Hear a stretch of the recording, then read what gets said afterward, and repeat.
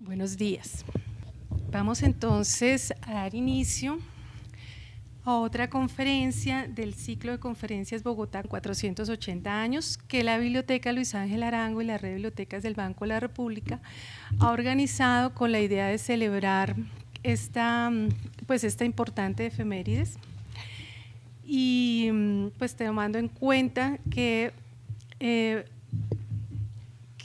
pues Bogotá celebró su aniversario el 6 de agosto, pero igual el ciclo de conferencias ha ido desde julio hasta octubre. Ya a los que nos han acompañado, pues ya realizamos la conferencia sobre Bogotá vista desde el lente cinematográfico, una mirada de la carrera séptima. También realizamos Bogotá vista desde la arqueología, y hoy a Bogotá vista desde la historia de su policía, el nacimiento de la policía en el siglo XIX. Y hoy vamos a tener otra sesión que es Bogotá vista desde la migración judía, con la conferencia Los judíos y la conformación del espacio urbano del centro de Bogotá en el siglo XX. Este ciclo de conferencias forma también parte de las celebraciones de la BLA 60 años, también pues este año hemos estado celebrando nuestro aniversario, y del programa Colecciones que Inspiran. Pues ya nuestro director, el doctor Alberto Abello, nos hará una introducción sobre pues, la importancia que tienen nuestras colecciones y la red de bibliotecas del Banco de la República. El orden del día, pues primero serán las palabras de bienvenida del doctor Alberto Abello, posteriormente continuamos con la conferencia del doctor Enrique Martínez Ruiz y luego tendremos una sesión de preguntas que les pasaremos unas papeleticas para que por favor nos formulen sus preguntas.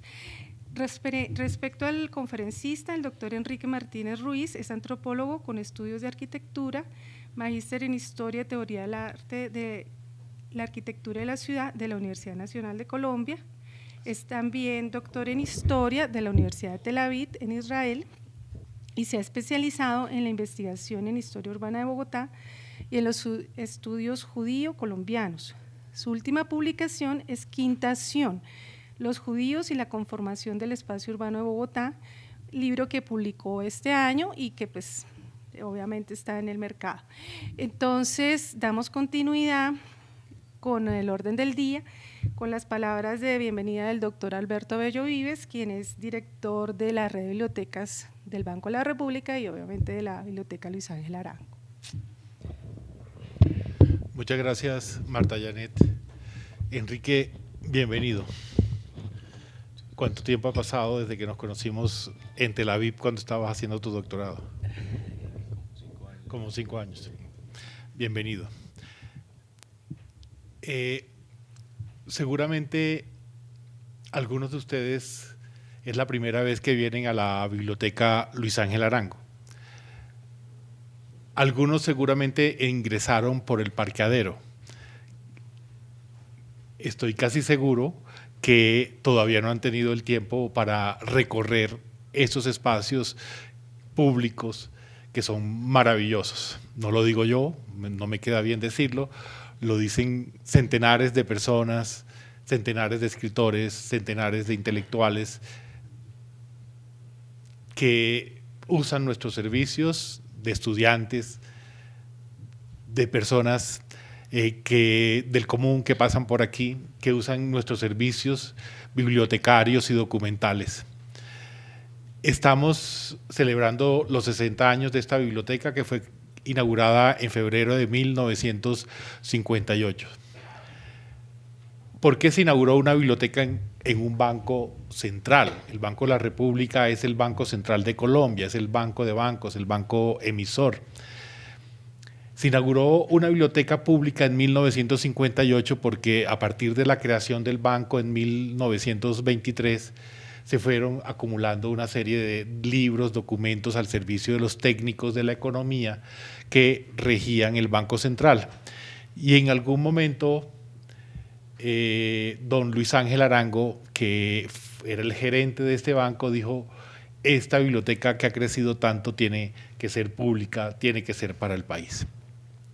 Se inauguró aquí en este sitio. Esta zona fue ampliada donde estamos en el año 90, pero en el año 70, por la entrada principal, se inauguró en ese entonces. Se inauguró con 70.000 libros. Hoy en día tenemos cerca de 3 millones de ítems al servicio de los colombianos en físico. Pero esta biblioteca se convirtió en 21 bibliotecas emplazadas por todo el país. En este mapa que ven aquí al frente, ustedes pueden apreciar cómo hoy en día tenemos esas 21 bibliotecas en todo el país, principalmente en las capitales, donde el Banco de la República tiene sucursales. Adicionalmente tenemos 5 centros de documentación especializados en temas de acuerdo a la localización de ciertas ciudades. Por ejemplo, en Cúcuta hay un centro de documentación especializado en la frontera colombo-venezolana. En Medellín hay un centro de documentación especializado en pobreza y empleo. En Armenia uno especializado en cultura quimbaya, etc. Hay 3 ciudades donde el banco no tiene ni bibliotecas ni centros de documentación donde prestamos servicios bibliotecarios. Las personas, los ciudadanos llegan, solicitan el libro y el libro se les lleva. Lo que ocurre en este momento es que 9 millones de usuarios están presenciales, están usando al año nuestros servicios. Eso es mucha gente. Eso es mucha gente. Pero lo más interesante es que hay cosas que ocurren que casi nadie ve. Es que hay libros volando. Si cerráramos los ojos, seguramente nos vamos a imaginar libros que se están moviendo siempre a lo largo y ancho del país. ¿Por qué? Porque las bibliotecas regionales obviamente son más pequeñas, no pueden tener todos los 3 millones de libros que tiene la Luis Ángel Arango, los 3 millones de ítems que tiene la Luis Ángel Arango. Entonces, si ustedes están en Riohacha, y la biblioteca de Riohacha, que es muy buena, especializada en la cultura guayú, en el Caribe, etcétera, pero ustedes necesitan un libro que está en nuestras colecciones, pero que no está en Riohacha, se solicita y se lo llevamos. Si ustedes están de vacaciones, lo pueden pedir, y si se van de Riohacha a Santa Marta, lo pueden entregar en Santa Marta. Tenemos muchas facilidades para que las personas tengan acceso a estos ítems, a esta colección pública adquirida con recursos del Estado colombiano. En Bogotá prestamos servicios en una biblioteca anexa, adjunta, satélite, que es la biblioteca de la Casa Gómez Campuzano, en la calle 80, entre carreras 8ª y 9ª. Allí también prestamos nuestros servicios bibliotecarios, eso les puede quedar cerca a muchos. Y recientemente hicimos un acuerdo con el distrito de Bogotá, con Biblored. Como parte de estos 60 años dijimos, oiga, aquí hay lo que quieran en libros. Hay gente que dice lo que no está en la Luis Ángel no existe. Hicimos un acuerdo con la red de bibliotecas del distrito, 22 bibliotecas del distrito de Bogotá. Tunal, Tintala, Virgilio Barco, etcétera, etcétera, etcétera. Ellos tienen las bibliotecas, ellos tienen el personal. Y tienen libros, por supuesto, pero nosotros tenemos otros libros que complementan sus colecciones. Estamos en este momento prestando nuestros servicios bibliotecarios en esas 22 bibliotecas, que además nos ayuda a acercar. Antes la población venía al libro, ahora también ayudamos a que el libro llegue a la población y llegue a zonas apartadas donde nosotros no podemos llegar, como a zonas rurales de Bogotá, Sumapaz, etcétera. Esos servicios se prestan a través de Biblored del distrito de Bogotá.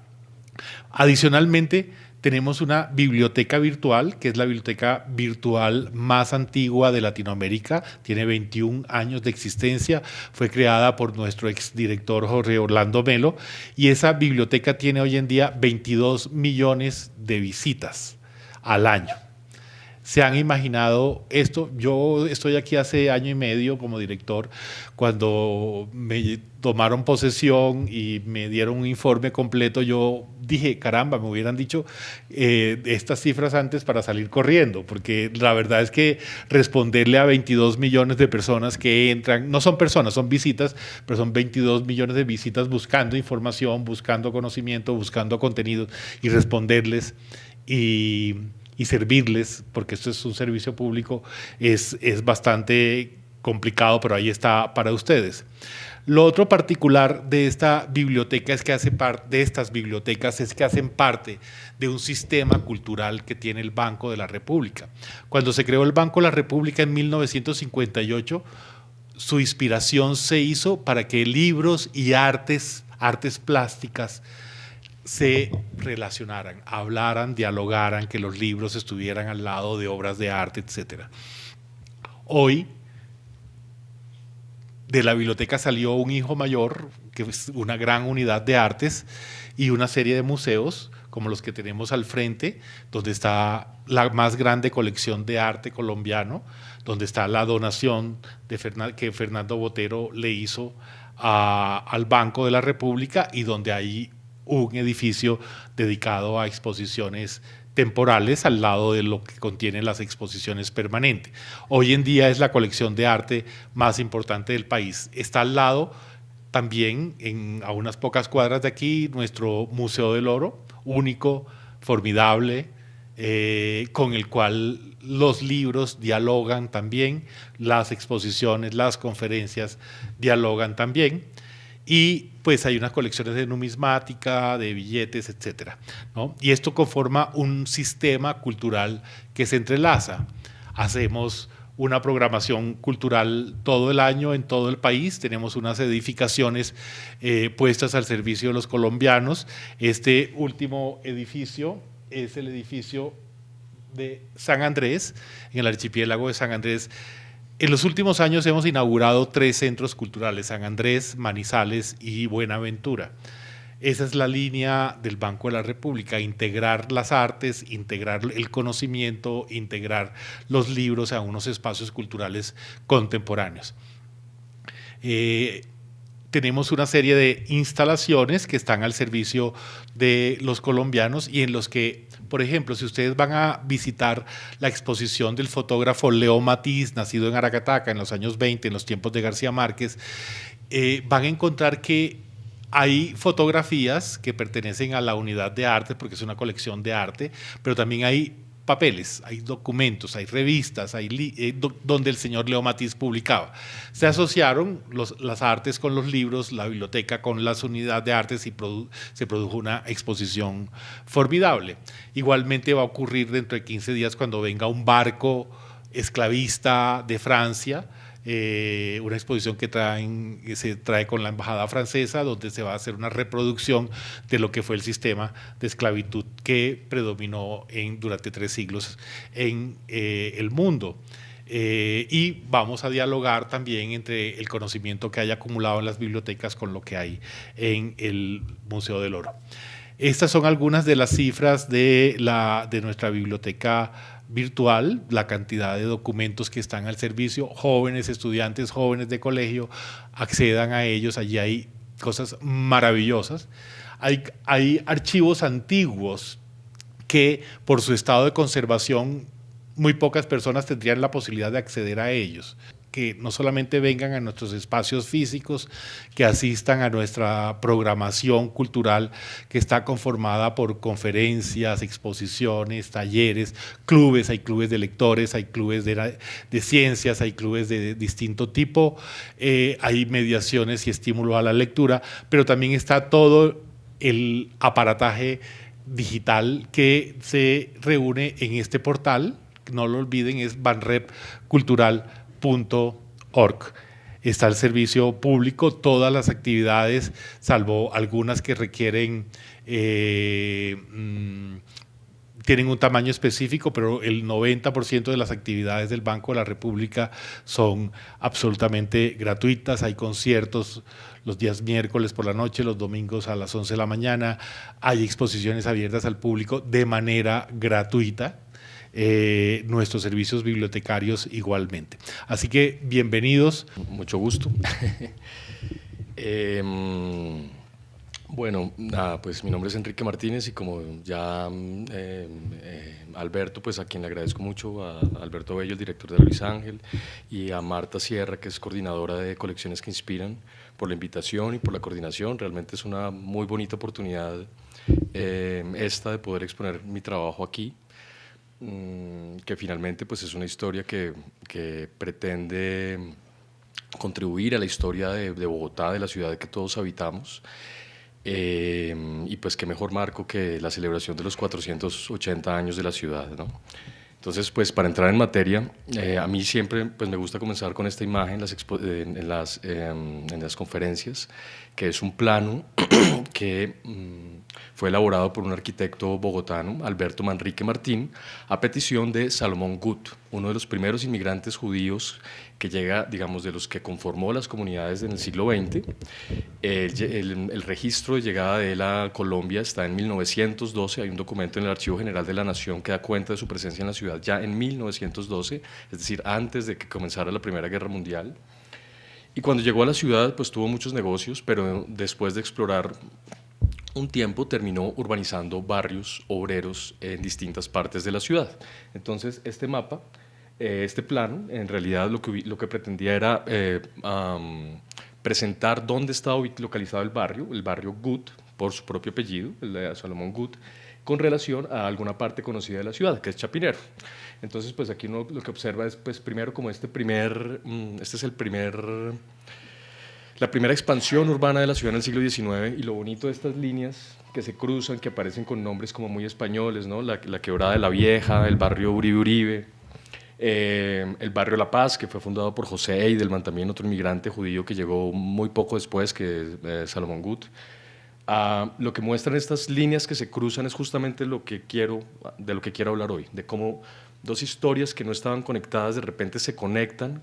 Son estas líneas como la metáfora de esa conexión, de ese cruce, para darle forma a un nuevo espacio, al espacio de la ciudad durante el siglo XX. Entonces, por un lado, pues tenemos Chapinero, y por el otro lado Gut, esas nuevas toponimias, esos nuevos nombres que tienen un origen nada español, nada castellano, más bien son de Europa del Este, de Europa Central, más bien relacionadas con el alemán, con el yiddish, y están acá, hacen parte de un mismo mapa.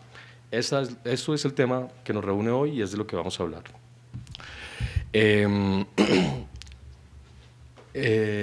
Esto de lo que vamos a hablar es realmente una pequeña parte de un trabajo más grande que realicé en el marco de la maestría en Historia y Teoría del Arte, la Arquitectura y la Ciudad, y que fue presentado, se me saltó la diapositiva, era la anterior, acá está, y que fue pues, publicado por la Universidad Javeriana este año como libro, y que lo elaboré en el marco de la maestría en Historia y Teoría del Arte, la Arquitectura y la Ciudad. Me gustó este nombre, Quintación, porque es el nombre que José Eidelman, que urbanizó el barrio La Paz, le dio a una pequeña casita que construyó en uno de los barrios que veíamos en la primera diapositiva. Él, para promover la urbanización de su barrio, construyó esa casita, también se la pidió Alberto Manrique Martín, y le dio el nombre de Quintación. Esta que es la foto de la Quintación está conservada en los archivos de su hijo, Nathan Eidelman, y Raquel Storer de Eidelman, cuya hija y nieta están aquí también acompañándonos en la sala hoy, que es una felicidad que estén. Y pues como ustedes ven, pues era una casita muy modesta, ¿no? Realmente una casita de un piso. Creemos que la señora que está parada en la puerta es Rosa Bernal de Eidelman, la esposa de Nathan Eidelman. Y lo lindo es que tiene esta estrella de David, que es como esa forma de empezar a manifestar su identidad judía en la ciudad, una ciudad que pues hasta la fecha no conocía como expresiones distintas de religiosidad que las cristianas, y de repente empiezan a aparecer otros símbolos, ¿no? Esa es la consecuencia de estas migraciones. En fin, esa mezcla de esas dos palabras, por un lado, quintación, reflejaban muy bien pues, lo que quiero investigar. Por un lado, quinta, las formas como de habitación y de residencia, los patrones de vivienda heredados de España, y por el otro lado, Sion, el nombre pues digamos, como el nombre bíblico de Jerusalén, y que de alguna manera pues identifica, es un referente de la identidad judía. Entonces, de esa manera ese nombre Quintación especifica muy bien de lo que vamos a hablar. Por un lado, de los estudios judío-colombianos, pero por el otro, también de la historia urbana de Bogotá. Pero pues antes de entrar como en el meollo del asunto, pues yo quisiera contarles cuál fue como la historia de esta investigación, de qué manera comenzó. En realidad esta investigación comenzó en el año 2004, cuando elaboré un ensayo exploratorio en el marco de una clase que tomé en la Universidad Nacional antes de graduarme como antropólogo, en el que me pregunté por la existencia de barrios judíos en Bogotá. Es muy claro que en otras partes de Latinoamérica, sobre todo en Argentina, existen barrios, bueno, en Buenos Aires existen barrios que han sido marcados por la identidad judía, ¿no? El 11 en Buenos Aires, Villa Crespo, son barrios donde hoy en día se puede sentir aún la presencia de las comunidades judías. Lo mismo puede pasar en ciertos barrios de Sao Paulo, en México también puede ocurrir, pero ¿y en Bogotá? ¿En Bogotá cómo pasó eso? Cuando llegaron estos inmigrantes, ¿qué impacto tuvieron en la ciudad? ¿Llegaron tal vez a conformar algo que pudiéramos llamar un barrio judío en la ciudad? Ese fue el comienzo de la investigación. ¿Qué pasó? Entonces, pues logré hacer como una entrevista maravillosa, que fue el comienzo de esto, la entrevista a David Pfefferbaum, la primera generación colombiana de la familia Pfefferbaum, hijo de Jacobo Pfefferbaum, quien él nació en Bogotá alrededor a mediados de la década del 40, tal vez al comienzo, quien tenía muy claro en su cabeza que sí, que efectivamente sí había habido barrios judíos en Bogotá. Él me decía, claro, todos vivíamos en el Santa Fe en la década del 40, aquí quedaba la casa del señor Espiva, aquí quedaba la casa del señor no sé, Rothstein, estaba la peluquería de no me acuerdo quién, estaba la panadería de los Shapiro, estaba, bueno, no sé, la ruta del colegio nos recogía en este sitio y nos llevaba allá. Recuerdo que Raquel Goldstein, la esposa del rabino, alguna vez fuimos al barrio Santa Fe y me dijo, sí, en esta esquina de la carrera 16 con calle 23, me recogía la ruta para llevarme al colegio Colombo Hebreo en la 53 con Caracas. Entonces, como que en el relato de las personas sí existía la memoria de que había habido algo en el barrio Santa Fe, también en la Soledad, en Teusaquillo. Sin embargo, cuando empecé a mirar como a buscar bibliografía o textos que hablaran de eso, pues me encontré con que no había nada. En los textos académicos que se habían producido al respecto, no muchos, no se mencionaba, no existían libros que dieran cuenta. Y cuando uno buscaba en internet, por ejemplo, palabras como Salomón Gut o como los nombres que aparentemente eran como los clásicos nombres de las migraciones judías, pues no aparecía mucho en ese momento. Estamos hablando del 2004. Si repetimos esa búsqueda ahora, van a darse cuenta que hay muchas nuevas referencias con respecto a estos inmigrantes por la cantidad de archivos que se han digitalizado. En fin, la conclusión de esta clase de antropología urbana en el 2004 fue que existía un tema por investigar, es decir, existía una pregunta por la manera como estos inmigrantes habían llegado a la ciudad y habían construido una vida acá y se habían integrado y habían hecho parte de las transformaciones pues, sociales, dentro de ellas las transformaciones de la ciudad y su espacio urbano. Entonces, así, esto pues, se volvió un proyecto de investigación, entré a la maestría, aquí está la anterior era la portada del trabajo exploratorio que presenté, esta era la portada de la clase con el profesor Andrés Salcedo de Antropología Urbana, y esta es la portada de ese proyecto de investigación que presenté en el 2005-06 a la maestría en Historia y Teoría del Arte y la Arquitectura y la Ciudad. Sin embargo, pues bueno, esto ya es más metodológico, pero de todos modos espero yo y tengo la esperanza que después de esta conferencia muchos se lancen a ser investigadores, por lo que pienso que hablar de esto no está de más. Tuve que enfrentarme a elaborar una pregunta, es decir, una cosa es que uno tenga una inquietud y que le venga a la cabeza como pues una pregunta por la historia de la ciudad, pero otra cosa es convertirlo en un proyecto académico y que sea viable, ¿no?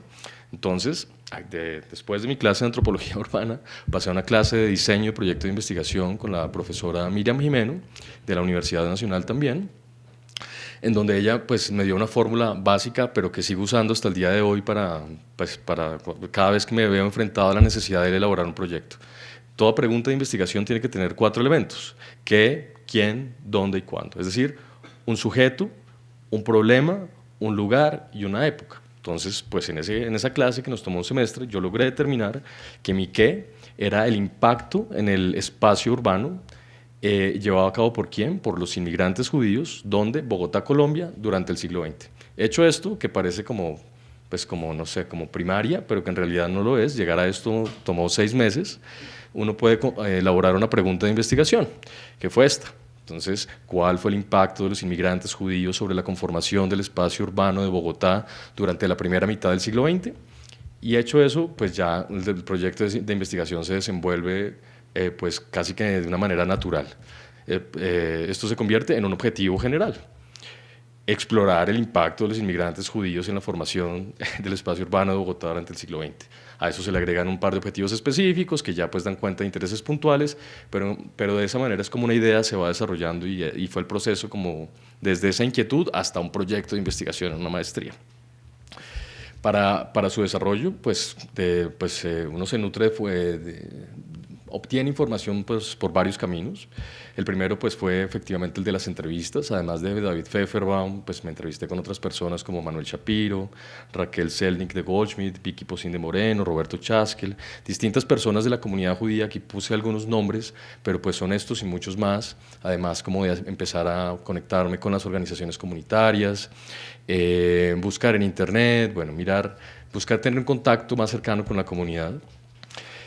También empezar a revisar libros que hablaran al respecto, lo que se llama en historia fuentes secundarias. La mayoría de ellos se encuentran en la Luis Ángel Arango. En lo posible es mejor comprarlos, pero pues cuando uno no puede comprarlos, pues aquí están a la consulta. Por ejemplo, libros como El registro oculto de Daida Surdiz Nájera, que da cuenta de los inmigrantes sefaradíes que llegaron a la costa atlántica, a la costa al Caribe colombiano. Me están mirando. Este es un error, este es un problema de enunciación que el centro hace sobre el Caribe colombiano, y es llamarlo costa atlántica cuando en realidad es pues, la costa Caribe y es la región Caribe, ¿no? Da cuenta de la presencia de sefardíes que mantuvieron su identidad.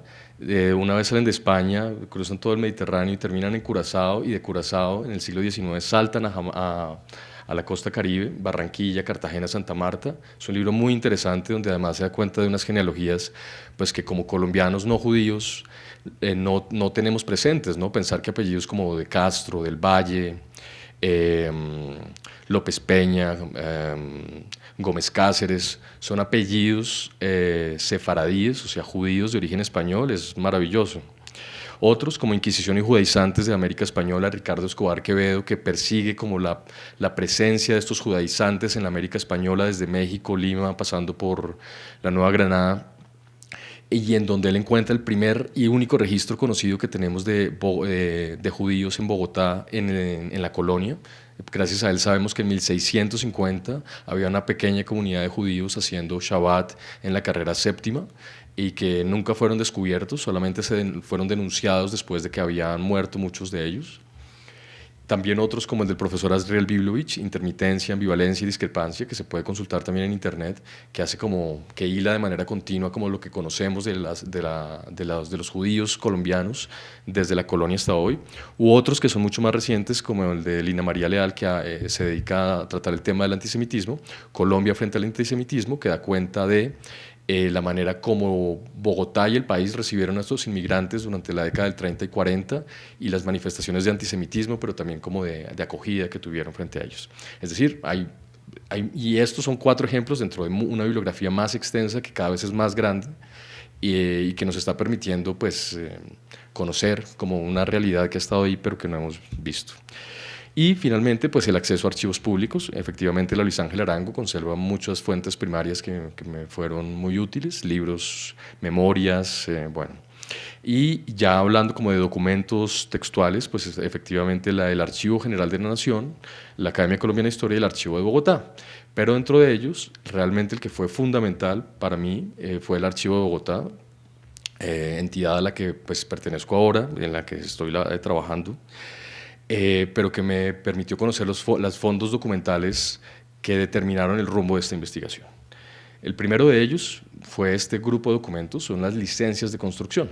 ¿Qué son las licencias de construcción? Pues básicamente los permisos que la ciudadanía solicita frente a las autoridades de la ciudad cada vez que quiere construir o modificar una construcción en la ciudad. Entonces, pues se sigue un protocolo, yo, fulanito de tal, de manera muy atenta, solicito a usted me permita abrir una puerta sobre la fachada de mi casa, que da sobre la calle de 12, entre carreras 4ª y 5ª, por ejemplo. Lo que yo supuse es que dentro de estas cédulas, si estos inmigrantes llegaban, estas licencias de construcción, cuando llegaban los inmigrantes, pues ellos también construyeron y tendrían que aparecer. Entonces yo me fui al fondo de las cédulas, de las licencias de construcción que se conservan en el archivo de Bogotá a buscar un caso conocido. El caso de Jacobo Pfefferbaum, efectivamente el padre de la persona que había entrevistado por primera vez. Él es natural de Polonia, llegó a Bogotá en 1930, después de tratar de ir a Canadá, después de haber pasado por lo que en ese momento era Palestina, Israel. Y llegó a Bogotá, en realidad parece que no venía ni siquiera acá, sino que iba para Buenos Aires y cansado del viaje, decidió bajarse en Barranquilla y dijo, no, no más, yo no sigo en este barco. Y, aparentemente hizo un contacto y supo de un judío que vivía allá en Bogotá y llegó con ese papel y con ese nombre a Bogotá y con nada más. Y esta que ustedes ven es efectivamente la licencia de construcción que hizo Jacobo Pfefferbaum, que se dedicó a las ventas ambulantes desde 1930, ya en el 36-37 logró reunir cierto capital y compró este pequeño lotecito que está ubicado entre la calle 23 y la calle 24 sobre la carrera cuarta. Hoy en día quedaría aquí la Universidad Jorge Tadeo Lozano, quedaría en este... ya se está dañando y lo acaba de comprar, Jorge Tadeo Lozano. Aquí quedaría la plazoleta de la Jorge Tadeo Lozano, el oriente está acá, el norte está acá. Es este predio rayadito, un predio pequeño donde construyó dos casitas, una casita para su familia y otra casita para arrendar. Entonces ya pronto empezó a hacer de las inversiones inmobiliarias una manera de obtener ingreso. Y él vivió en esta casa más o menos del 38 hasta el 46, cuando compró un lote en el barrio Santa Fe, en la nueva urbanización Santa Fe de la que ya vamos a hablar, que surgió a finales de la década del 30, pero sobre todo se pobló en los 40, donde construyó un edificio de 4 pisos, en un apartamento habitó él y los otros 3 los puso para arrendar. Ahí vivieron hasta el 62, cuando vendió el edificio del Santa Fe, para trasladarse al nuevo edificio que había construido en el barrio El Lago, sobre la carrera 15 con calle 80, donde ya la verdad no sé cuántos eran, pero tal vez eran 10 apartamentos. Él vivía en uno de ellos, otro fue para sus hijos y los demás para arrendar. Entonces él hizo a lo largo de su vida de las inversiones inmobiliarias y de la finca raíz una forma de obtener ingresos y de vivir sin dedicarse de lleno a ese negocio, de una manera muy pequeña, primero una casita, luego un edificio, luego otro, de una manera muy pequeña. Entonces su caso, conocer el caso de Jacobo Pfefferbaum me hizo pensar que sí, que aquí había algo estrecho y que valdría la pena seguir investigando. Sin embargo, pues las cédulas catastrales son un fondo pues limitado, llega más o menos hasta el 52-53, durante los primeros años, las licencias de construcción, perdón, durante los primeros años son muy organizados y uno puede entender muy bien dónde está cada predio. Pero desde la década del 20, cuando Bogotá de verdad empieza a expandirse, ahora vamos a ver, realmente es ya muy difícil seguir como el orden de las licencias de construcción y encontrar los nombres de personas particulares. Son 52 tomos, cada tomo tendrá 1000 folios.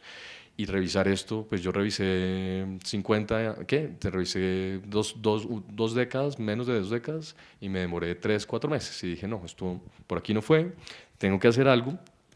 Y estando allá, conocí otro fondo documental que conserva el Archivo de Bogotá, que son las cédulas catastrales.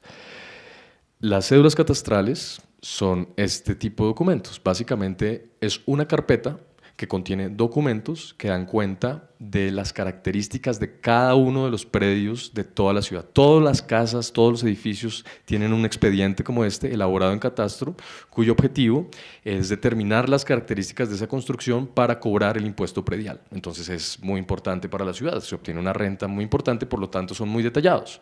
El que estamos viendo acá, la portada del que estamos viendo acá, es la del Colegio Colombo Hebreo de la calle 48. Entonces, como ustedes pueden, de la calle 52, perdón, es que se fundó en 1948, por eso me equivoco. Pero como ustedes pueden ver, es una planta, se hace un croquis de la planta, donde se ponen diferentes colores las alturas del edificio. Aquí dice que es salón de eventos, acá hay un patio, la entrada, aquí está la torrecita que tiene. Y se hace con mucho detalle de manera que se pueda cobrar este impuesto. Este creo que está elaborado, sí, debe estar elaborado en los 50, le da una ubicación, tiene ciertas características, en este caso sí se dice Colegio Colombia Hebreo, y dentro de ese expediente, dentro de esa carpeta se conservan distintos documentos. Uno puede ser la manzana donde está ubicado el predio, pues para que uno sepa de qué predio estamos hablando.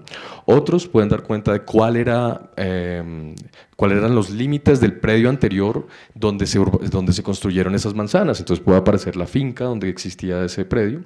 Otros, que es un documento muy importante, es el boletín de control de escrituras. Entonces resulta que aquí dentro se dice quién compró. Por ejemplo, aquí Joseph Joel Leiter y Jaime Bitterman le vendieron a alguien, no me acuerdo, no, aquí sí no me acuerdo el nombre, un lote en el barrio Santa Fe. Entonces dice el número de la escritura, la fecha, y además dice, los que están vendiendo hoy lo adquirieron por medio de tal escritura de tales otras personas, y esos de otras personas y esos de otras. Entonces lo que uno tiene es como una cadena de compraventas, y tiene los números de las escrituras, las notarías, las fechas, y con eso uno se va al Archivo General de la Nación, pide la escritura y le sale la escritura de compraventa, los nombres, las firmas, las personas, y pues ya uno armó una investigación. Dentro de esos expedientes, además, se pueden encontrar estas carpetas que son como unas solicitudes de reavalúo, ¿no? La ciudad establece un precio, pero pues las personas no siempre están de acuerdo con el precio y a veces consideran que es muy alto, o no quieren pagarlo. Entonces pasan un expediente, una solicitud, y dice: señor jefe de catastro, de la manera más atenta le ruego a usted se sirva a rebajarme el valor del impuesto predial. Soy una mujer viuda con 4 hijos, no puedo trabajar, ellos están en edad escolar, tengo que darles de comer, por favor bájame el impuesto. Entonces es todo un despliegue como de una situación particular que no siempre es cierta, pero con el objetivo de conmover al funcionario de manera que le reduzca su impuesto predial. No siempre pasa, pero se encuentran cosas bonitas ahí. En fin, entonces ya teniendo esto, pues supuse lo mismo. Dije, si hay compraventa, si aparece la cédula del Colegio Colombia Hebreo, tienen que aparecer las cédulas de todos los inmigrantes judíos y las propiedades que tuvieron en la ciudad. Pero el problema entonces fue cómo encontrar los judíos en las cédulas. Es decir, salte a otra pregunta: ¿quién es judío? ¿Cómo los identifico? Y que eso en sí mismo es un gran problema, es toda una pregunta por la identidad judía. ¿Qué es ser judío? ¿Ser judío es ir a la sinagoga en Shabbat o no? ¿Eso es ser judío? ¿Cuántas veces hay que ir a la sinagoga para ser judío?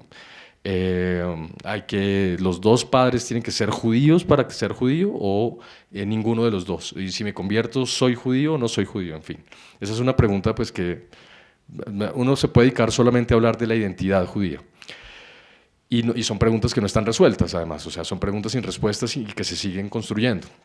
Sin embargo, a la hora de realizar una investigación, pues hay que tomar un camino práctico que permita avanzar. ¿Cuál fue mi camino? Los cementerios judíos de Bogotá. Yo partí del hecho de que toda persona que se consideró judía en vida, al morir, quiere ser enterrado en un cementerio judío. Como veremos, no siempre pasa, o sea, hay muchas personas judías enterradas en cementerios no judíos. Muchas veces, en esos casos, ellos dejan algún símbolo, por ejemplo, se ponen estrellas de David, se pone una palabra en hebreo, algo que hace referencia a esa identidad. Otras veces uno puede encontrar apellidos judíos en cementerios no judíos y no tienen ningún símbolo de identidad judía. Entonces, ahí uno, ¿qué hace? Pues seguir investigando y ver qué pasa. En todo caso, en este momento, ya tomando esa decisión, pues yo ya sabía que en Bogotá existen en este momento 3 comunidades, que son las comunidades históricas y clásicas ya hoy en día, podríamos decir. El primero, el Centro Israelita de Bogotá, que se fundó en 1929, la primera comunidad judía que se organiza de manera pública y que recibe personería por parte de las autoridades de la ciudad después, y que sobre todo reúne a judíos europeos, pero de Europa del Este, sobre todo rusos, polacos, húngaros, ucranianos, podríamos decir hoy en día, que se diferencian de la segunda comunidad, que es la Asociación Israelita Montefiore, que en su origen pretendió reunir a los judíos alemanes que se habían integrado de tal manera a la sociedad alemana que ya incluso habían transformado el judaísmo a la manera alemana, ¿no? Entonces, por ejemplo, libros de rezos se habían traducido al alemán, se habían dejado de usar el hebreo en las liturgias. o por ejemplo en las sinagogas, la diferenciación en el espacio entre hombres y mujeres, que es muy clara, ¿no? Los hombres están en una parte de la sinagoga y las mujeres atrás, o atrás o arriba o a los lados, pero separados definitivamente. En los casos de los alemanes ya habían incorporado ciertas nociones de igualdad que los podía poner en el mismo espacio. Entonces esa interacción como entre un polaco muy ortodoxo y un alemán ya como muy no asimilado, pero sí integrado a la sociedad alemana, eran complicados en Bogotá. Entonces hasta que fueron tantos que pudieron conformar su propia comunidad. Y finalmente la comunidad hebrea sefaradí, que reúne a los judíos de origen español que seguían manteniendo como esa herencia española con la que salieron, pues en realidad ibérica, española y portuguesa, con la que salieron en esa primera expulsión en 1492. Esas tres comunidades lograron construir, pues hoy en día 3 cementerios. Aquí voy a hablar de los dos, pues voy a ubicar en el plano los dos anteriores. El primero, que es el cementerio hebreo de Bosa, en realidad se llama el Cementerio Hebreo del Sur, también se conoce como el Cementerio de Bosa o el Cementerio Inglés, pero por unas casualidades geográficas, cuando se fue fundado en 1932, estos terrenos hacían parte del municipio de Bosa, entonces la gente lo sigue llamando Bosa. Bosa llegaba hasta allá, no se había incorporado a la ciudad, que eso pasa en el 54, entonces se le conocía como el cementerio de Bosa. También se le conoció como el cementerio inglés porque al lado se fundó el barrio inglés, entonces mucha gente decía que era el cementerio del barrio inglés, el cementerio inglés, se quedó inglés y se confunde a veces con el cementerio británico, que es para los soldados, la Legión Británica que vino a pelear con Bolívar, pero en el siglo XIX. Este está ubicado cerca de los barrios Santa Lucía, Claret, en la parte sur de la ciudad, en este plano que es de 1944, todavía se ve cómo era despoblada esta zona, y la noción es que es un cementerio que está lejos, está muy, muy lejos, es como la noción cuando se va a visitarlo. El otro, que es el cementerio hebreo del centro, que sí está aquí muy cerca, hace parte como del conjunto funerario del cementerio central, fundado en el año siguiente, en principio de origen ashkenazí, pero se terminó volviendo sefaradí. Tal vez no lo dije, pero justamente las dos primeras comunidades son de origen ashkenazí, es decir, las comunidades que son del centro, las comunidades judías que son del centro y oriente de Europa, que se diferencian de las sefaradís completamente, que son las de origen español. Estas son más pues, de otra región de Europa, y que se diferencian también de lo que podríamos llamar los judíos mizrahíes, los judíos de los países orientales, que han estado en Siria, Irak, incluso Yemen, Irán, bueno, y que aquí no tienen tanta presencia o no la tuvieron como en las otras dos comunidades. En fin, estos dos cementerios existían, dije bueno, y además hay un tercer cementerio que está en el norte, bueno, pero primero veamos unas imágenes. Estas son imágenes del cementerio hebreo del sur. Se ve una portada y se ve como las tumbas dentro. Si uno mira rápidamente, en realidad tiene como la misma forma, el mismo aspecto que presentaría las partes más viejas del cementerio central, donde se hacen pequeños monumentos incluso a la vida y obra del difunto, y que exaltan su vida y que de alguna manera pues presentan ese contraste entre tumbas muy sencillas y otras como muy decoradas, con altares, bueno, en fin. Este es uno. Este otro es el cementerio hebreo del centro, el cementerio hebreo sefaradí, que por fuera sí, a diferencia del anterior, no tiene ningún símbolo que identifique que es un cementerio judío. De hecho es una pared blanca con una pequeña puerta. Si siguiéramos esta pared, si la continuáramos en la foto grande, se vería solo una pared blanca, pero que su aspecto también presenta ese tipo de pequeños monumentos a los difuntos. Y que, como se ve, pues está ubicado en el centro de la ciudad. Y está el tercer cementerio, que ya fue conformado en la década de los 70, que es el cementerio hebreo del norte. Ya está como en la zona donde están todos los cementerios, la zona de cementerios del norte de la ciudad, y que, como ustedes pueden ver en la fotografía, presenta un contraste muy fuerte frente a los anteriores, y es que aquí sí todas las tumbas son iguales, ¿no? Con esta idea de que en la muerte todos somos iguales y que pues no tiene por qué perpetuarse, prolongarse la ostentación de la vida en la muerte, de alguna manera. En fin, esto es pues como para Pero que ustedes sepan que existen estos 3 cementerios y que afortunadamente para mí en estos 3 cementerios existen estas guías que le permiten a la gente, a los deudos de las personas, llegar y ubicar rápidamente la tumba de la persona que están buscando. Para mí eso fue una fortuna porque estas son las que están en el cementerio Hebreo del Sur, estas son las que están en el del Norte. En el Sefaradí no había una lista como esa, pero en uno de los libros que se encuentra aquí en Luis Ángel Arango, el de Crónicas de la Comunidad Judía de Marco Milhem Nessim, él publicó una lista de las personas enterradas en el cementerio Sefaradí hasta el 2002. Entonces, con esos datos, pues yo me armé una lista de los cementerios. Entonces me armé esta lista, ya no funcionó, esta lista de las personas, todas las personas judías enterradas en Bogotá, que ustedes van a poder consultar si quieren. Tienen unos pequeños errores, más de los que yo quisiera. En el libro Quintación están todos publicados si les interesa. Y con esos libros me fui a las cédulas catastrales a buscarlos. Diseñé un formato de registro, esto también lo aprendí en la maestría, entonces registraba la compraventa de la persona y en un planito que tenía empecé a ubicar punticos negros para saber dónde estaban ubicadas esas propiedades que compraron los inmigrantes judíos y la primera generación de judíos colombianos. Este mapita, en realidad pues esa primera área que yo quería cubrir, era producto de esa conversación con David Pfefferbaum, en el que él me decía, sí, estuvimos en el Santa Fe, después de Usaquillo y después todos nos fuimos al Chicó, decía él. Entonces dije, perfecto, entonces esta es mi zona de investigación, voy a investigar cuáles fueron las propiedades que compraron los judíos entre la calle Primera, la calle 100, los Cerros Orientales y la carrera 30 y la autopista Norte. Perfecto, me lancé, me empecé a ir todos los días al archivo de Bogotá, un usuario, empecé a llevar mi planito, registrar punticos, este es el día 1 y este es el día 365. Un año después, que esta es la calle 66, la calle 26.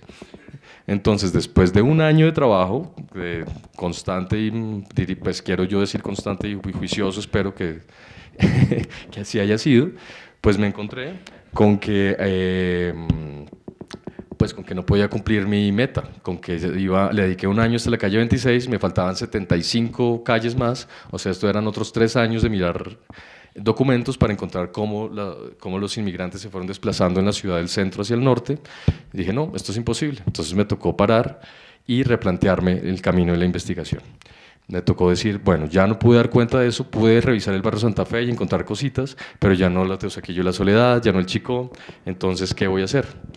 Me tocó evaluar qué llevo, donde efectivamente pues, tenía bastante, que me faltaba, esas 75 cuadras hacia el norte, cuánto tiempo, ya dijimos que 3 años, y qué había logrado establecer, que fue la pregunta más interesante, ¿no? Yo estaba buscando algo, que eran los barrios judíos y los desplazamientos en el espacio, pero no lo pude establecer. ¿Pero qué establecí? ¿Qué encontré? Pues lo que encontré es que los inmigrantes judíos establecieron una estrecha relación con las inversiones inmobiliarias en Bogotá. Eso, que suena obvio, pues no es muy obvio, y pues desafortunadamente no puedo mostrarles nada que les haga creer en mí, o sea, me van a tener simplemente que creer, no les puedo mostrar una evidencia de esto. Y es que cuando comencé a hacer la investigación, pues no tenía claro, no pensé nunca en hacer un estudio comparativo, es decir, que además de estudiar a los judíos, estudiar a otras comunidades de inmigrantes de la época, como los sirio-libaneses, o franceses, o italianos. Entonces todos esos apellidos yo me los encontré efectivamente en el mapa que vimos antes, pero no los registré. Mi única pregunta era, ¿es judío o no es judío? Entonces como no es judío, lo sacaba y no miraba más.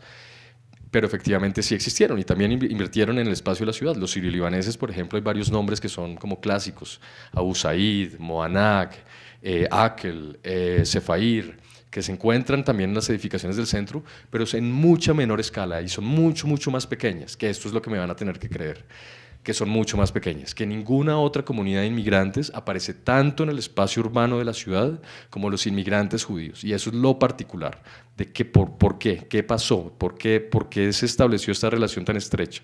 En todo caso, esto fue lo que me encontré, que había una relación muy estrecha. Hasta ese momento, lo que nos habían dicho siempre los libros que se habían hecho es que los inmigrantes judíos fueron sobre todo vendedores ambulantes que rápidamente que paseaban por los barrios de obreros de la ciudad vendiendo paños. Después saltaron al comercio más formal y del comercio saltaron a la industria. Y perfecto, ya tenemos el relato de cuál es la vida económica de los inmigrantes judíos y la primera generación de colombianos judíos, y colombianos judíos, no solo en Bogotá. Pero no, resulta que hay una relación con el espacio de la ciudad de la que ningún libro habla y que en general pues, no ha sido estudiado en América Latina. Este tema no se le ha dado, pues no se ha visibilizado. Para poder verlo, entonces me tuve que inventar un concepto que era una operación inmobiliaria, es decir, una operación inmobiliaria básicamente es una compraventa en la que alguien compra, alguien vende, mantiene el predio durante un tiempo, lo puede transformar o no y después lo vende, es decir, obtiene alguna ganancia. Pude identificar 8 operaciones inmobiliarias según el tipo, según la transformación que ocurría. Entonces, por ejemplo, alguien compra un lote y en ese lote pues, lo puede vender como lote, pero en el lote también lo puede construir una casa y venderla o un edificio. O alguien puede comprar una casa, venderla como casa, pero también la tumban y la venden como lote, eso pasa. ¿Por qué? Pues seguramente porque se pensaba hacer un negocio, pero después el negocio no resultó tan bueno, el lote se deja como de engorde y al final se vende sobre el lote, por ejemplo. O alguien compra una casa, la tumba y construye un edificio mucho más alto y denso. O incluso personas que compran ya edificios y venden edificios. También otra operación más pequeña que ya es muy posterior, que es la compra y venta de oficinas, locales o apartamentos, que ya corresponde a otra época de la ciudad, cuando se estableció el reglamento de propiedad horizontal en el 46-8, que permite que se vendan apartamentos. Antes no era posible vender un apartamento. Usted hacía un edificio de apartamentos, pero tenía que vender el edificio entero. No podía vender en el aire, digamos. Solo después del 46 se puede hacer eso. En fin. Establecí estas 8 operaciones inmobiliarias, les asigné un color y volví a un mapa, pero ya un mapa más formalizado. Entonces, esta es el área que revisé, el área que veíamos antes, en términos ya concretos es exactamente esta área de manzanas, y empecé a ubicar en este plano, década por década y por colorcitos, cuáles habían sido esas operaciones inmobiliarias. Entonces, este primer plano, este es de la década de 1920 y aparecen varios fenómenos. Primero aparece este conjunto de manzanas que se encuentra al norte de la Plaza de Mercado de la Concordia, que en el centro de la ciudad. Esto es entre calles 15 y 16 con carrera segunda, que se llamó, en los documentos los llaman Barrio Gut, Chiquinquirá o La Concordia, 3 manzanitas urbanizadas por Salomón Gut. También me aparecieron otra callecita. Este puntico acá es el Chorro de Quevedo. Aquí esta callecita en L que rodean estos lotes en verde se llamó Pasaje Gut, también urbanizado por Salomón Gut en 1919 y que pues ya perdió como las puertas y todo, pero él abrió la calle, loteó, o sea, dividió la finca en lotes y los vendió y los compradores construyeron sus casitas. También aparecieron algunas inversiones de Salomón Gut en el barrio San Bernardo, que pues sonó tanto ahora porque es donde se estaba formando el nuevo Bronx de la ciudad, en la calle Sexta al occidente de la carrera 10ª.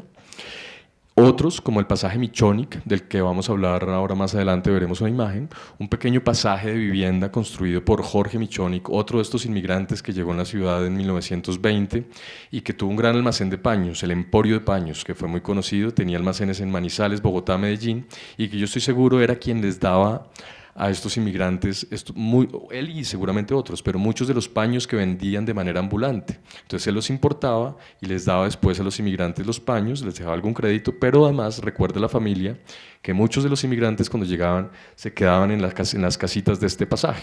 De hecho, hasta hace no mucho, en el fondo del pasaje queda, bueno, ahora vamos a ver una imagen y volvemos a hablar de él, pero en todo caso apareció esta inversión. Y bueno, esto es la década de 1920. Ahora, la década de 1930, entonces, por favor, atentos al cambio. Ahí pasó. Entonces, en esta década de 1930, pues además de los nombres que ya me habían aparecido antes, Salomón Gut, José Eidelman, Rubén Pocín, Jorge Michónik, que en realidad casi que todos son una familia extensa, empezaron a aparecer otros. Aquí durante la década del 30 ya llegaron muchos, de hecho fue la década en la que más inmigrantes llegaron, sobre todo en el 37-38, Víctor Cohen, Alejandro Berger, Max Shapiro, Laserback, y empezaron a visibilizarse en la ciudad.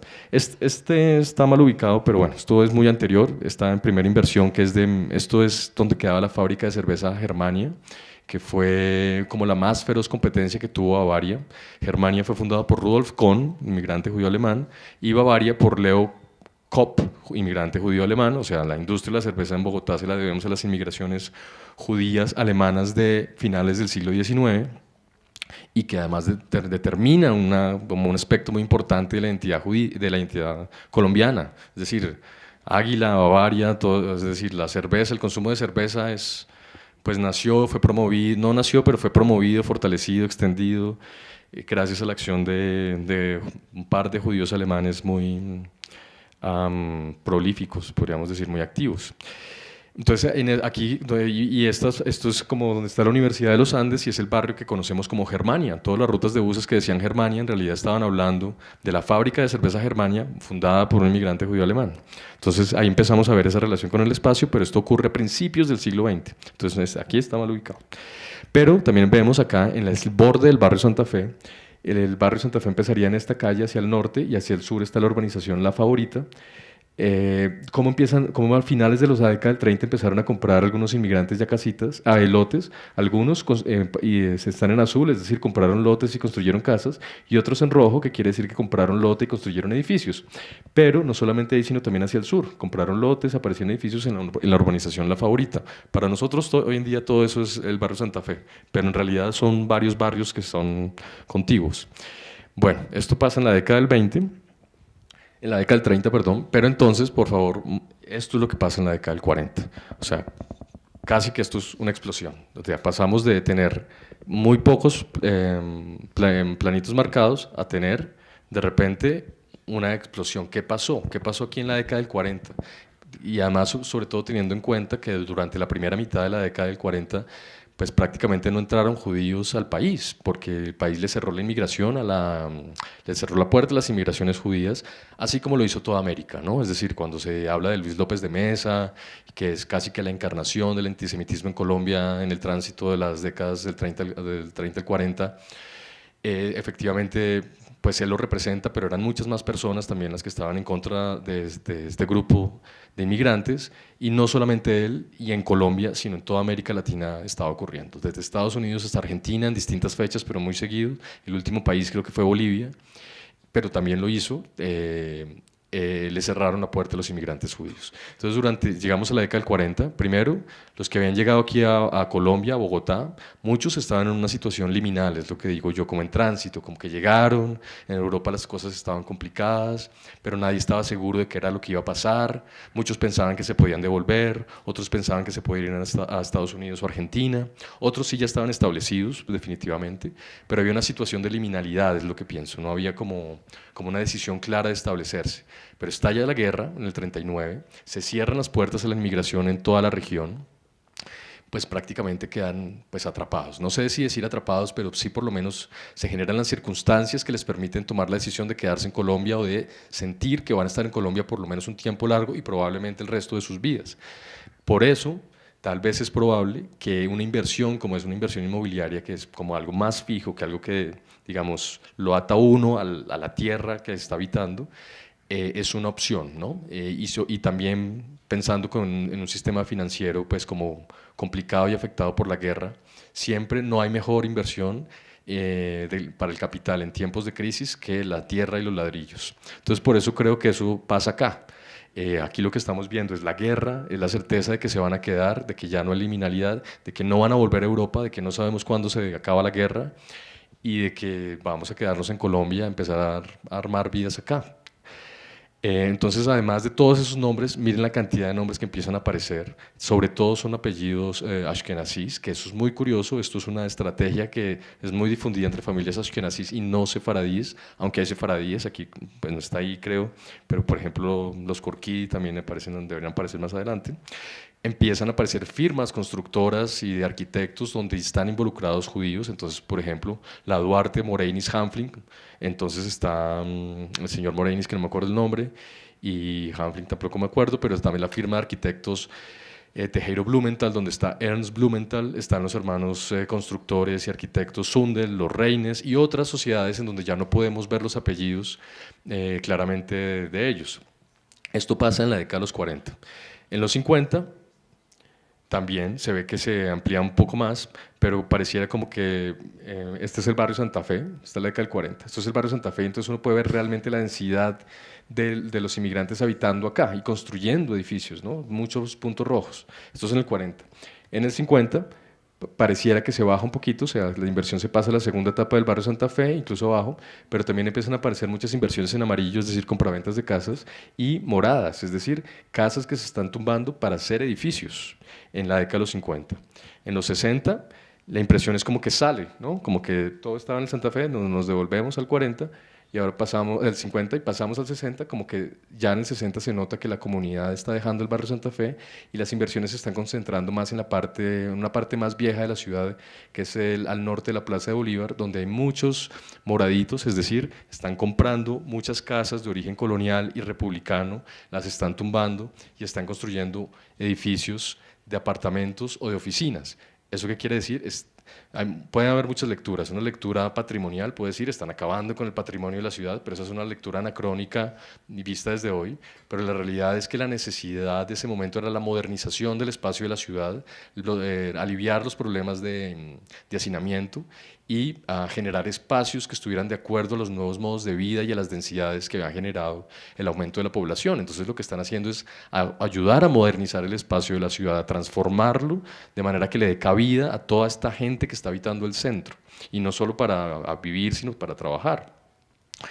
Entonces, pues lo que les decía, estos dos sectores se nota claramente el tránsito de uno a otro. Ahora son muchas más firmas de construcción las que encontré, que esto es un tema por investigar que me encantaría meterme solamente en ese. Y también aparece, curiosamente, una nueva generación, que es la primera generación de arquitectos colombianos judíos, es decir, colombianos que llegaron, o judíos que llegaron muy chiquitos acá, pero que ya crecieron, se educaron acá, o nacieron ya en Colombia, y que estudiaron arquitectura y que además empezaron digamos, a definir o a marcar pauta en la disciplina arquitectónica. De todos ellos, pues podemos hablar de Enrique Sudarsky, Jacobo Reines, Felipe Rolnik, pero el más conocido, el más importante, y no solo no es por judíos, sino en realidad es en la arquitectura, es decir, de hecho todos sabemos quién es su nombre, Rogelio Salmona, pero muy pocas personas saben que es de origen judío y que su presencia en la ciudad, de educación, y estuvieron enmarcados dentro de la tradición sefaradí, es decir, y ver eso y ver que el arquitecto más importante de Colombia en el siglo XX, su historia se enmarca en la historia de las migraciones judías y de los colombianos judíos, pues es darle una nueva dimensión a la obra de Rogelio Salmona. Y pues además de esto, pues bueno, habría que hablar también entonces de los espacios que ellos construyeron, ¿no? Cada sinagoga que se construyó, cada fecha, o sea, dentro de estos edificios, realmente aquí me faltó uno, y es al final el Colegio Colombo Hebreo, que se funda en 1948 y que es muy importante porque es la primera edificación de carácter judío, es decir, de carácter no cristiano, que se levanta en la ciudad, pues, digamos, por una comunidad no cristiana, en 1948. Y de las sinagogas, pues definitivamente la sinagoga sefaradí, que sigue en uso en la calle 79, pero es el primer templo no cristiano que se hace en la ciudad en toda su historia. En ese momento eran 410 años, en 1938 cumplió 400 años. 410 años después de su fundación, Bogotá conoce un templo no cristiano, y eso es un cambio radical en lo que somos como sociedad. Pues que no, digamos, no ha sido suficientemente evaluado, estudiado, en fin, o valorado además. Y después una serie de sinagogas, muchas de ellas en el centro, Teusaquillo, Soledad, y en el norte de la ciudad. Este plano ya muestra, digamos, la densidad de todo. Esto es el plano del 20 al 70. Entonces, como ustedes pueden ver, esta es la densidad que a mí me sorprendía. Ver tal apiñamiento de inversiones que uno diría, o sea, incluso más al sur de la Plaza de Bolívar, pero de la Plaza de Bolívar hacia el norte, en el centro de la ciudad, prácticamente no hay una manzana donde no exista al menos una inversión hecha por inmigrantes judíos o colombianos judíos de primera generación. Y esto no se repite con ninguna otra comunidad de inmigrantes en ningún momento. Entonces aquí hay algo muy particular, y es cierto entonces que esta comunidad sí jugó un papel muy importante en la conformación de este centro que habitamos, porque finalmente es este centro. Quisiera entonces mostrarles algunas imágenes de edificios, no son muchos, es solo un ejemplo. El primero, que me llama a mí siempre mucho la atención, porque cuando uno está parado en la Plaza de Bolívar y mira el costado nororiental, entre la Catedral y el Palacio de Justicia, siempre aparece este edificio alto de ladrillo que está ahí, más atrás, en la calle 12, abajo de la Carrera Quinta. Es este edificio, que no es sino el edificio Corquidi, que se puede ver el nombre, construido por León Corquidi. Ellos son un grupo de inmigrantes de origen sefaradí, creo que llegan de Salónica, pero sobre todo se establecen en el Valle del Cauca, pero alguna generación llega a Bogotá y este edificio lo construyen en la década del 70. No vamos a hablar de valores arquitectónicos, ni de si es bonito o no es bonito, esa no es la discusión hoy, es el papel como que tienen estos inmigrantes al crear semejantes densidades, ¿no? Es que donde antes había una casita de 2 pisos, se crea una torre de 20 pisos de 2 cuerpos, ¿y cuántos apartamentos hay por piso? No sé, puede haber 3, 4 en cada torre, o sea, imagínense la densidad. Eso es para hablar del primero. Después volvamos al pasaje Michonic. Esta es una foto de... Todas estas imágenes son bajadas de Google Street View, ¿no? Entonces esas direcciones están equivocadas. Esta es la carrera segunda entre calle 11 y 12, que es un pasaje muy bonito. Desafortunadamente está en un estado lamentable de conservación, y de hecho fue comprado por alguien que pretendió ser un hotel boutique, destruyó parte del interior, entonces hoy en día tenemos su fachada, y hace poco lo arrendaron para un comercial de Doritos, entonces le cambiaron el color y lo disfrazaron de piñata, entonces está en un estado lamentable. Se supone que el Instituto de Patrimonio tiene que hacer algo al respecto, pero pues no ha pasado nada con él. Otros, por ejemplo, pero que pertenecen a otra época diferente y que nos cuentan una historia muy distinta, es la de las Torres de Fenicia, que quedan cerca de la Universidad de los Andes, en la carrera tercera entre calles 21 y 22, que aunque no fueron construidos por judíos, digamos, están construidos sobre un lote donde funcionó la fábrica de vidrio Fenicia, una fábrica que construyó también Leo Kopp, el fundador de Bavaria, para producir las botellas que necesitaba para envasar la cerveza que vendía, porque en la ciudad, como no había industria del vidrio, solamente había como circulaban ciertos números de envases y era limitado, importarlo era muy caro, entonces como consecuencia de su fábrica de cerveza, él se vio obligado a fundar una fábrica de vidrio en este lote, que años después pasa a Bavaria cuando ya no es de los Kopp, y después pasa a los Santo Domingo, y los Santo Domingo donan una parte del lote para el edificio Julio Mario Santo Domingo de la Universidad de los Andes. Entonces ahí uno ve unas continuidades, y además Santo Domingo es, pues digamos, al ojo de un investigador dice, este es un apellido sefaradí, pero seguramente, pero no hay una genealogía de eso, ¿no? Los apellidos que suenan como muy religiosos, sobre todo suelen ser apellidos de judíos conversos o de familias de origen converso, ¿no? Santa María, Santa Cruz, Iglesias, Santos, Santo Domingo, todo lo que suene a catolicismo, todo lo que sea católico, extremadamente católico, suele ser una evidencia negativa de judaísmo en algún momento. Bueno, pero para volver al siglo XX, otro conjunto de edificios que está aquí en el centro de la ciudad, las Torres Proicol, que fueron en la 19 con tercera, construidas por Dorco y la familia Spivak, o sea, Dorenbusch, Corquidi y los Spivak, un edificio que siempre ha estado ahí, estas torres rosadas curvas. La familia Spivak, por supuesto, que pues tenemos el Hotel Dan de la 19, pero hay muchos otros edificios en el centro, ahora vamos a ver otro, sobre la 19 entre quinta y cuarta. Estos que son el edificio Las Vegas, que a mí siempre me gusta contar esta historia porque se supone en los registros aparece que fue construido por Manuel Shapiro y por la familia Shapiro, que pues en la historia de la comunidad pues son los panaderos, ¿no? Ellos son los que fundaron la panadería El Cometa, muy conocida en la calle 22, pero además otra serie de panaderías tuvieron. Hace poco recordé que tuvieron una en el barrio Las Cruces que se llama la Panadería La Imperial, en la calle Cuarta, la visité hace 2 semanas, todavía están vendiendo pan trenza y todavía recuerdan al señor Shapiro, pero ahora hablan del señor León, de don León, que creo que debe ser Leo Katz, que debe seguir siendo propietario. Se la vendieron cuando le vendieron El Cometa, se quedó también con esta panadería y sigue allá, y allá hay pan trenza en la vitrina todavía. Pues el señor Max Shapiro, pues en la historia de la comunidad y en la historia de su familia es un panadero. Él fundó muchas panaderías y sus hermanos y sus hijos, pero cuando empiezan a mirar los registros inmobiliarios, resulta que el señor como Manuel Shapiro construyó este edificio en la carrera cuarta entre calles 19 y 20. Este es el edificio visto de frente y en una perspectiva así como muy no sé, muy aguda, y este es el edificio visto desde atrás, entonces uno puede ver que son 2 cuerpos, esta es una base, digamos, que tiene ya como 5 pisos, y son otros 10 hacia arriba, creo. Entonces imagínense la densidad de apartamentos que hay ahí, y esto no era un caso particular, eran muchos más edificios construidos por el señor Max Shapiro y sus hijos, entonces esta familia de panaderos, más que panaderos, era una familia de constructores fuertísimos, que construyeron, es decir, en el centro de la ciudad muchísimo. Lo mismo con los Spivak, como hablábamos, pues los conocemos por ser la familia de los hoteles Dan, pero antes de entrar en el negocio de los Dan, y fue gracias a esto, empezaron a construir edificios en el centro de la ciudad. Este es un edificio en la calle 20, entre carreras cuarta y quinta también con una perspectiva pues un poco fuerte, pero que conserva todavía en el nombre de la puerta. Ustedes lo que pueden ver es calle 20, número 472, no sé. Pero aquí dice Nahum Spivak todavía, y ustedes pasan por ahí y pueden seguir viendo el nombre. Y no es solo uno, en el barrio Armenia también se pueden encontrar varios edificios que dicen Spivak, edificios Esther, edificios Raquel, edificios, bueno. Y además miren el lenguaje de la arquitectura, es una arquitectura muy moderna, ¿no? Es la arquitectura racional que está en la ciudad en los 50, los 60, pero que para muchas personas es complicada de valorar, pero que a mí me gusta mucho porque no es la arquitectura que estamos haciendo hoy en día, que es casi una arquitectura de fachadas con huecos, sino que a pesar como de la simplicidad es una arquitectura muy pensada, ¿no? Hay texturas, hay diferentes materiales, todo tiene mucha proporción, está muy diseñado. Un arquitecto que mirara, que ve esto, vería como el uso de la proporción áurea ahí, es decir, hay mucho diseño, pero un diseño muy moderno.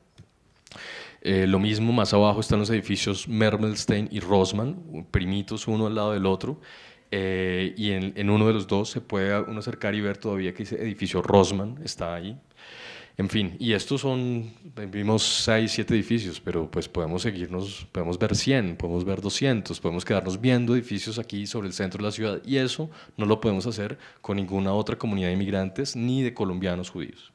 Sin embargo, más allá de esto, que este fue como un lado muy importante, pues como esta investigación un resultado muy interesante, de todas estas inversiones inmobiliarias, la que más me llamó la atención fue esta, la de las nuevas urbanizaciones. Y aquí vamos a tener un problema porque este mapa no cargó bien. Algo pasó, es la primera vez que pasa esto. Este es un plano de Bogotá y tenía preparado pues como este plano en donde aparecían distintos urbanizadores. El primero de ellos pues es José Eidelman, y que esta foto pues me encanta. Aquí están, pues como les decía, están los familiares de él, pero que alguien me dijo un día que esta foto se la tomó él pensando en mí. ¿Por qué? Porque esta es la foto del arquetipo del urbanizador. Es decir, esta foto, pues, por supuesto, no es nada casual. O sea, esto es un fotoestudio, o sea, esto es un cuadro. Es decir, esto está elaborado y cada cosa y cada elemento está absolutamente pensada en esta foto, ¿no? Primero, él está de blanco. Entonces seguramente no está en Bogotá, o sea que no corresponde a la urbanización La Paz, Santa Fe, ni la segunda etapa del barrio La Paz que urbanizó en las inmediaciones del 7 de agosto, sino que probablemente está en Girardot, Cali, Santa Marta o Barranquilla, ciudades donde también fundó barrios para obreros, apoyado sobre su caja fuerte, donde seguramente depositaba los créditos, las cuotas de los lotes que vendía crédito. Encima, arriba de él, hay un aviso que dice títulos de propiedad, seguramente un aviso que estuvo en muchas calles de la ciudad y que le hacían publicidad a sus barrios. Y a un lado de él pues un escritorio con facturas, escrituras, recibos, bueno, en fin, todo el tipo de documentos que se producen en la venta de lotes. Es decir, esta es la foto del urbanizador, es el arquetipo del urbanizador, y a mí me parece maravillosa. Desafortunadamente aquí tenemos entonces este problema.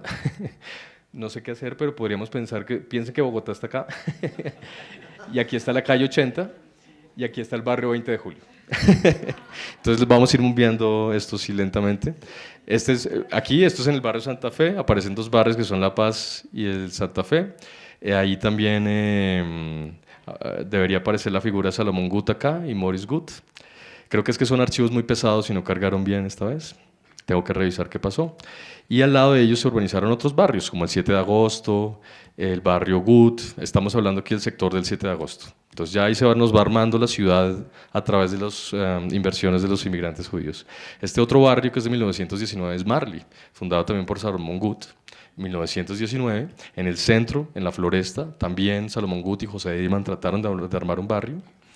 Lo de las 3 manzanitas que vimos del pasaje Gut y las en el centro, y estas más al norte vendrían a ser el barrio La Constructora, un barrio fundado por Salomón Gut, que es lo que hoy en día es el barrio Alfonso López, cerca a Galerías, efectivamente. Entonces, Esto está muy raro ver este mapa de Bogotá, sí. Al sur estaría el barrio San Bernardo, del que ya hablamos, pero se nos va armando, miren cómo se nos va armando el mapa. Y más al sur, en el extremo suroriental, está el sector del cementerio de Hebreo del Sur, que es el barrio Santa Lucía y Claret, fundado por Salomón Gut en 1925, parte de él al menos. Después se separan dos barrios, el barrio Santa Lucía y Claret.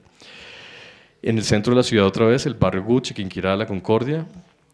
Y aquí aparecía una foto de Rubén Pocín, que es parte de los familiares, pero que él no urbanizó mucho, él es muy diferente a los demás, pero lo interesante de Rubén Pocín es que él urbanizó uno de los barrios más sonoros en la historia de la ciudad, que es el barrio 20 de Julio, en 1920, es decir, el barrio donde nace el culto católico más característico de Bogotá y que incluso identifica a Colombia afuera, es decir, si ustedes van a Nueva York, van a Jackson Heights y ven todos estos almacenes de ventas de santos latinoamericanos, ahí está el Divino Niño del 20 de Julio, lo mismo en Ecuador, Perú, es decir, y saber que el barrio donde surgió este culto es fundado por un inmigrante judío, pues le da como un giro distinto y que pues, a mí me parece bonito.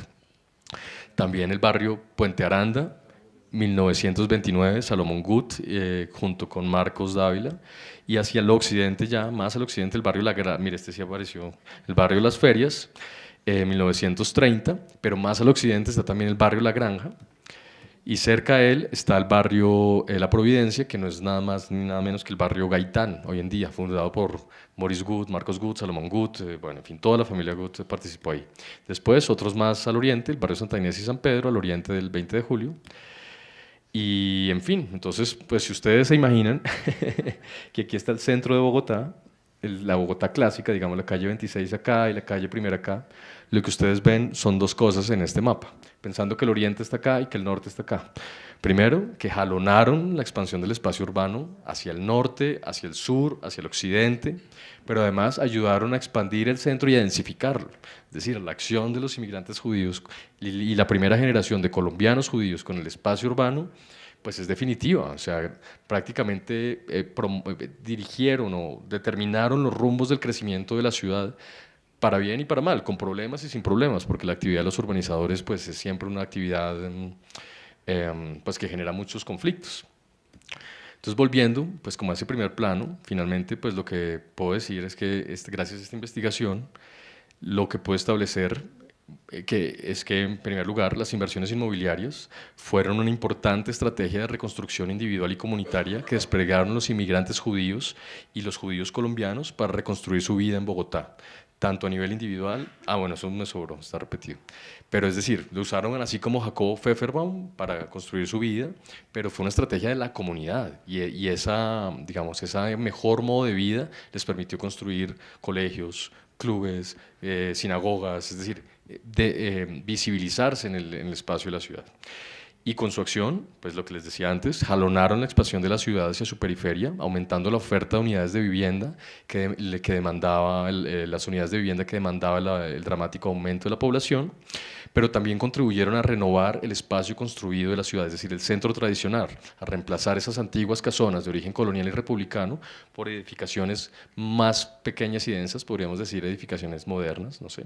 Y de manera general, con su acción contribuyeron a la modernización del espacio urbano de la ciudad, según las transformaciones que impuso la paulatina incorporación de Colombia en la economía capitalista internacional.